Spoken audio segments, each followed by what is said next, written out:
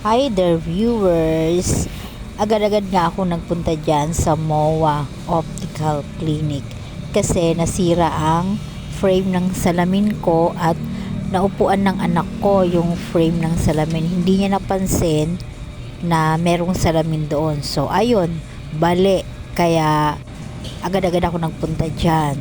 At medyo natagalan ako dyan kasi naghanap kami ng kasukat ng lens doon sa frame, no?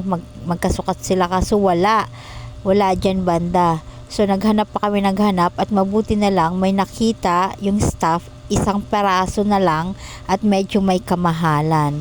At ayun, go na ako, no? Kahit medyo may kamahalan at naka-less naman sila ng 50% off. Kaya ayan na, kinuha ko na at sinukat ko. Ayan, okay naman siya, bagay naman sa akin at mabuti na lang talaga kulay black ang natira. Kaya ayan na, pasalamat naman ako at merong kaisa-isang natira doon.